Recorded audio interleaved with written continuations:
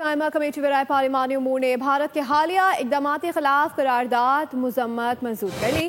بھارت کی جانب سے سنتاس معاہدہ معطل کرنے پر ارکان اسمبلی برس پڑے۔ کہا کہ مودی کو ابھینندن کو پلائی گئی چائے یاد ہونی چاہیے، بھول گئے ہیں تو دوبارہ پلانے کو تیار ہیں۔ اسلام آباد سے رپورٹ کریں ڈپٹی بیورو چیف بول نیوز اسلام آباد علی شیر۔ بھارت کی جانب سے پہلگام واقعے کو بنیاد بنا کر سنتاس معاہدہ معطل کرنے کے خلاف اراکین قومی اسمبلی پھٹ پڑے۔ قائمہ کمیٹی برائے پارلیمانی امور میں بھارت کے خلاف متفقہ قرارداد مذمت کی منظوری دے دی۔ اراکین اسمبلی نے مودی کو ابھینندن کو پلائی گئی چائے بھی یاد دلا دی۔ رانا ارادت شریف چیئرمین قائمہ کمیٹی پی ٹی آئی کے رکن قومی اسمبلی علی محمد خان نے مودی کو مخاطب کرتے ہوئے کہا، اگر مودی کو ابھینندن کی چائے بھول گئی ہے تو ہم دوبارہ پلانے کو تیار ہیں۔ ہم لڑنا نہیں چاہتے، ہم امن چاہتے ہیں، لیکن اگر آپ کو شوق ہے تو ہماری تاریخ گواہ ہے، جواب دینے کا سوچیں گے نہیں۔ اور پھر ابھینندن کی چائے تو آپ کو یاد ہے، مزید چائے پینے کا شوق ہے آپ کو، ویسے بھی آپ چائے بناتے بھی تھے اور بیچتے بھی تھے، آپ کو شوق ہے نا چائے کا۔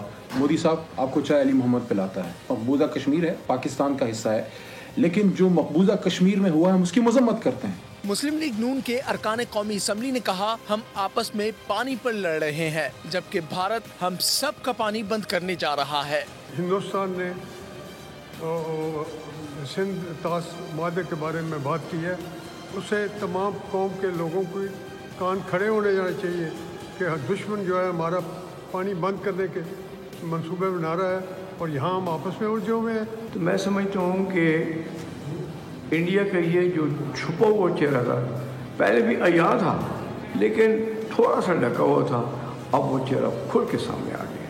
حکومتی اور اپوزیشن اراکین نے بھارت کو پیغام دیا کہ اگر اس نے کوئی جارحیت کی تو 25 کروڑ عوام سیسا پلائی دیوار بن جائیں گے۔ پروڈکشن ٹیم کے ساتھ علی شیر، بول نیوز، اسلام آباد۔